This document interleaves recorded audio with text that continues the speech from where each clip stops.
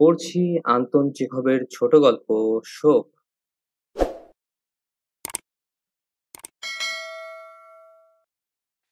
তারা গালচিনো জেলার কুন্দকার মিস্ত্রি গ্রিগরি পেত্রভের নাম ওস্তাদ কারিগর হিসাবে যেমন, পার মাতাল ও পয়লা নম্বরের হতচ্ছাড়া বলেও তেমনি। সেই পেত্রভ তার অসুস্থ স্ত্রীকে নিয়ে চলেছে হাসপাতালে। 30 ভেস্ত রাস্তা তাকে ঘোড়ার গাড়িটা চালিয়ে যেতে হবে। আর রাস্তা ভয়াবহ, এমনকি ডাক হরকড়াও এই রাস্তার সঙ্গে পাল্লা দিতে গিয়ে হিমশিম খেয়ে যায়। কুড়ের বাচ্চা কুন্দকার গ্রিগরির কথা ছেড়েই দিচ্ছি। হাড় কাঁপানো হিমেল বাতাসের ঝাপটা তার মুখে এসে পড়ে। তুষার পাপড়ির মতো ঘূর্ণিতে চারদিক ছেয়ে গেছে। তুষার আকাশ থেকে পড়ছে, না মাটি থেকে উঠে আসছে বোঝা ভার। মাঠ, বন, টেলিগ্রাফের থাম, কিছুই ঠাউর করা যাচ্ছে না। ঝাপটাটা যখন জোর হচ্ছে, গ্রিগরি গাড়ির বোমটাও দেখতে পাচ্ছে না। বুড়ি দুর্বল ঘটকিটা ধুকতে ধুকতে ঠিকিয়ে ঠিকিয়ে চলছে। গভীর বরফের মধ্যে বসে যাওয়া পাখানাকে টেনে তুলে একই সঙ্গে মাথাটাকে সামনের দিকে ঠেলে এগিয়ে দিতে তার যেন সব শক্তি ফুরিয়ে যাচ্ছে। কুন্দকারের ভীষণ তাড়া। সে তার আসনে স্থির থাকতে পারছে না, থেকে থেকে লাফিয়ে উঠছে আর ঘোড়াটার পিঠে প্রায় চাপকাচ্ছে। মাতৃও না, কেঁদো না, সে বিড়বিড় করে বলছে। একটুখানি সহ্য করো, ভগবানের দয়ায় হাসপাতাল এসে গেলেই, এই তো চলে এসেছি, এক্ষুনি ওরা তোমায় দেখবে। পাভেল ইভানিচ কয়েক ফোঁটা ওষুধ দিয়ে দেবে, কিংবা ওদের বলবে কিছু বদরক্ত কেটে বার করে দিতে। হয়তোবা বলবে তোমার গাটা আচ্ছা করে স্পিরিট দিয়ে মালিশ করে দিতে। জানো তো, তাতে পাজরার ব্যথাটা কমে। পাভেল ইভানিচের সাধ্যে যা কুলাবে সবই করবে, ভেবো না তুমি। চিৎকার করে পা ঠুকবে, তারপর কিছুই বাদ রাখবে না। লোকটা বড় ভালো, দরাজ দিল। ভগবান তার ভালো করুন। আমরা যেই পৌঁছবো অমনি হন্তদন্ত হয়ে ভেতর থেকে বেরিয়ে এসেই খেকিয়ে উঠবে, কি চাই হ্যাঁ, তারপর চেঁচাতে থাকবে। আর একটু আগে আসতে কি হয়েছিল হ্যাঁ? আমাকে কি মনে করিস তোরা, একটা কুত্তা? সারাদিন ধরে তোদের মতো ভূতদের ব্যাগার খাটবো।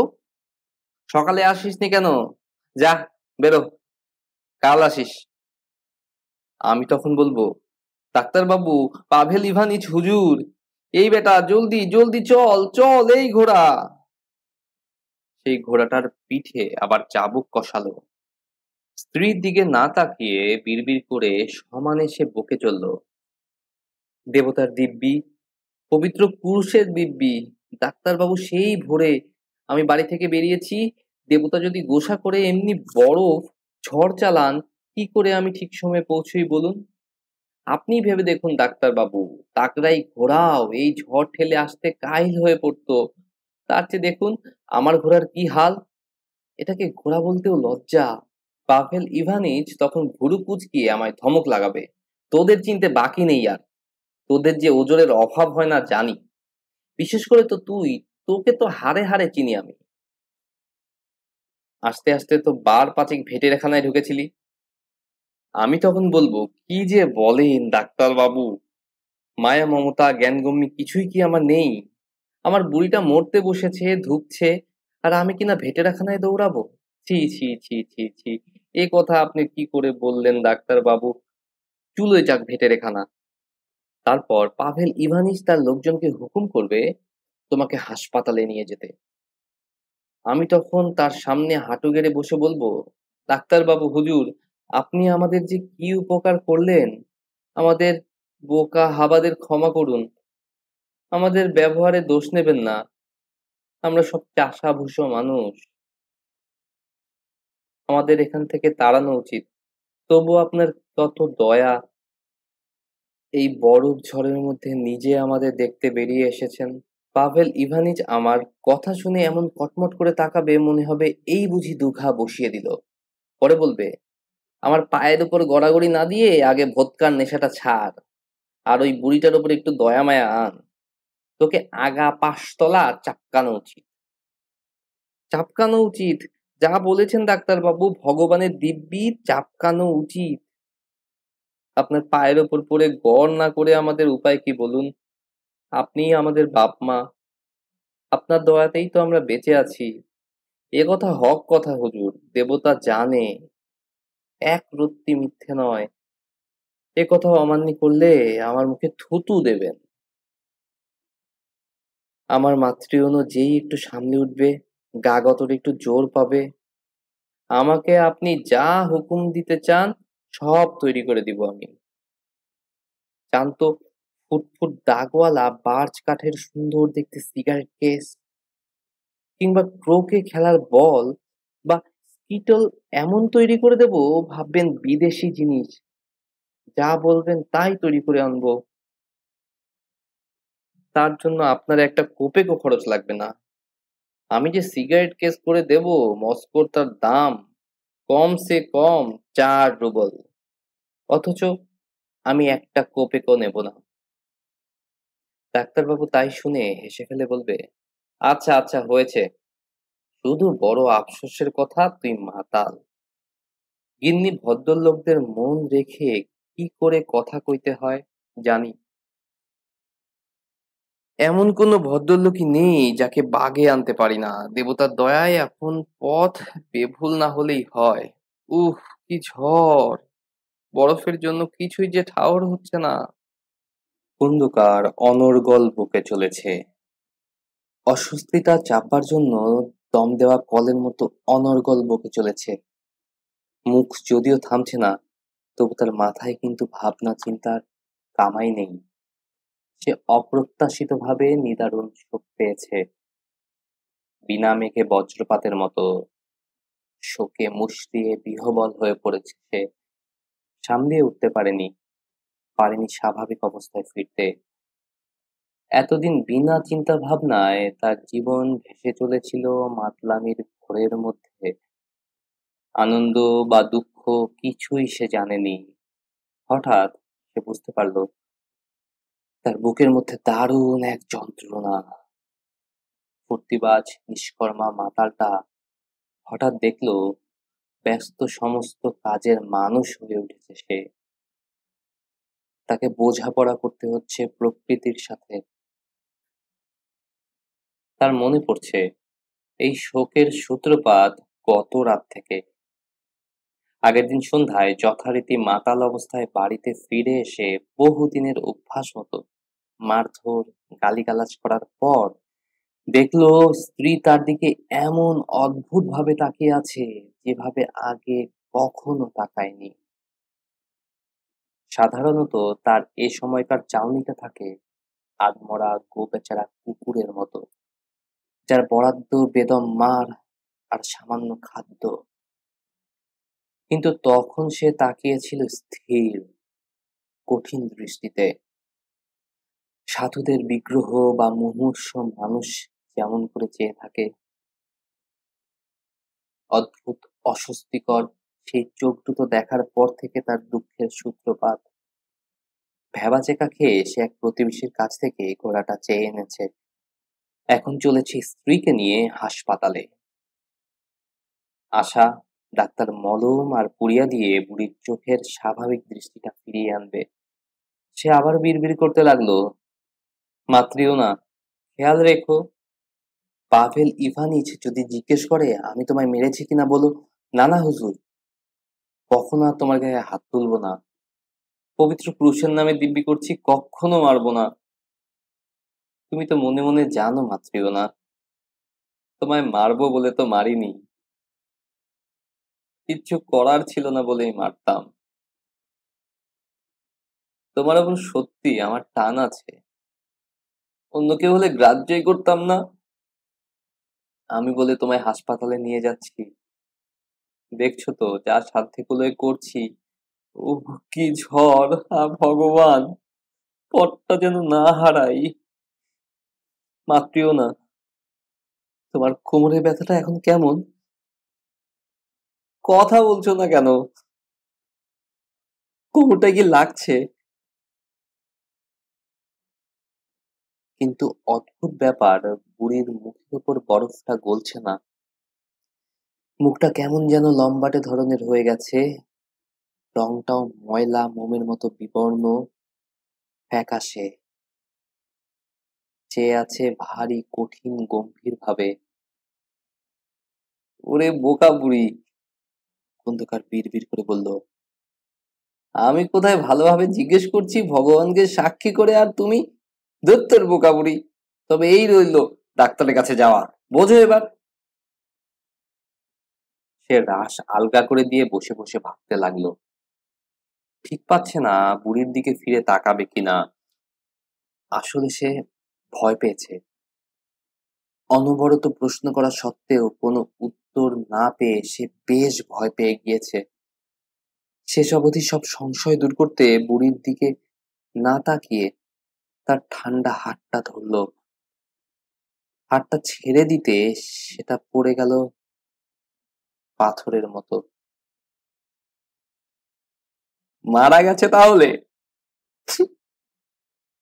কপাল, কপাল। সে কাঁদতে লাগলো। শোকের চেয়ে বিরক্তিটাই তার বেশি। ভাবলো, জীবনে ঘটনাগুলো কি তাড়াতাড়িই না ঘটে। তার মনে শোক দানা বাঁধতে না বাঁধতেই সব শেষ হয়ে গেল।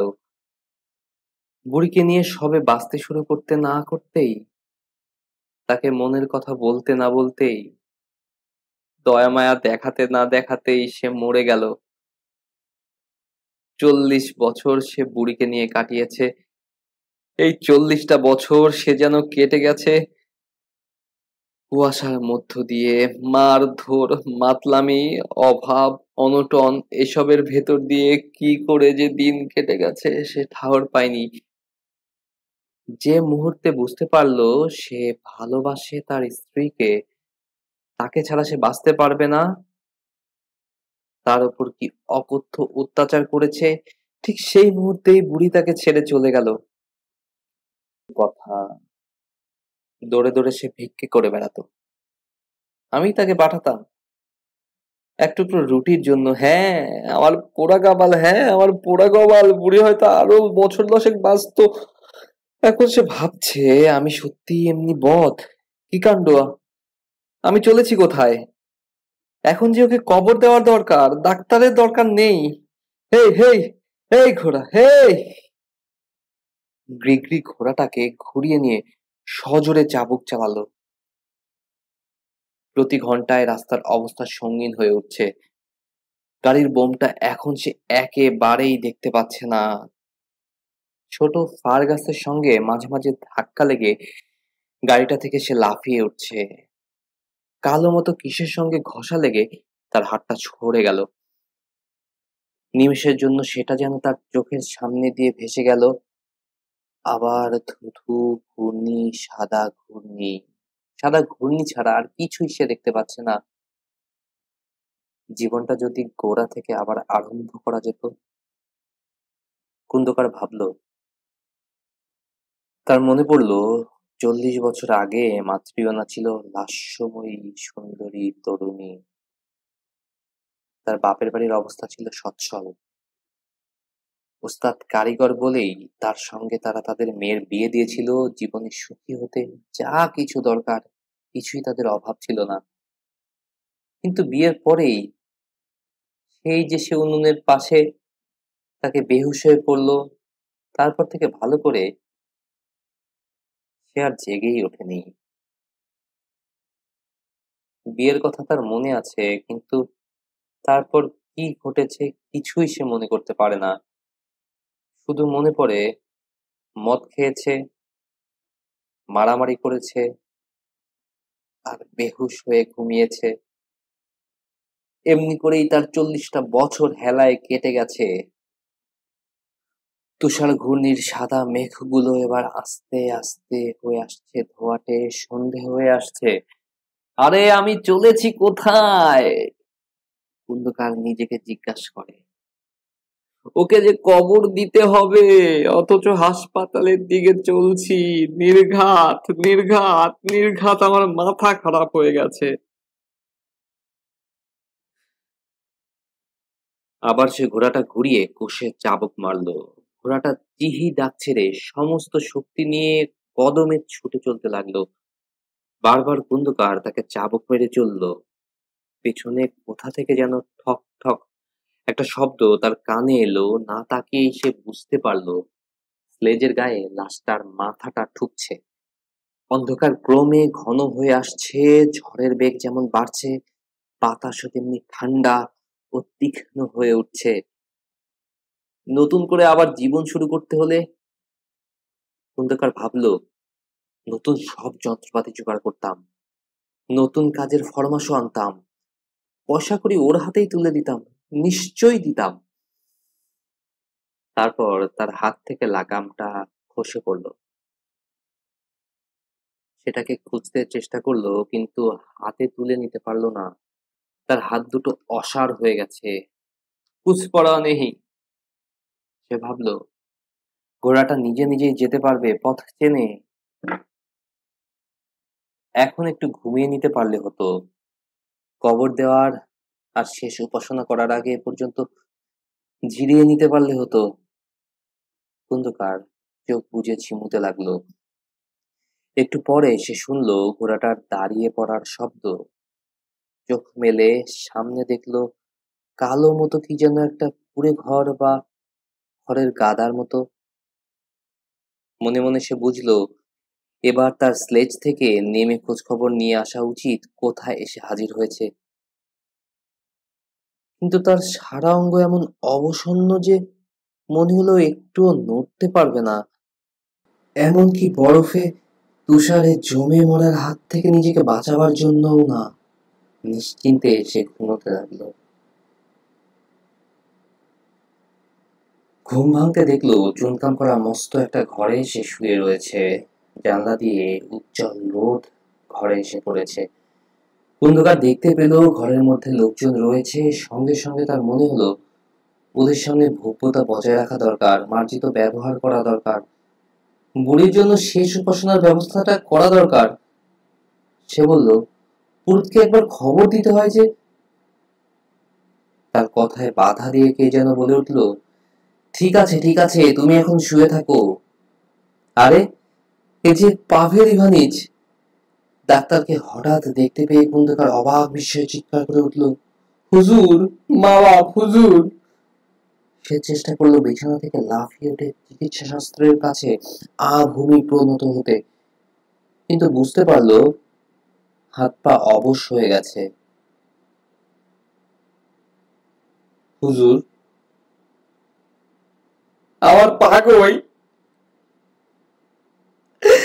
আমার হাত।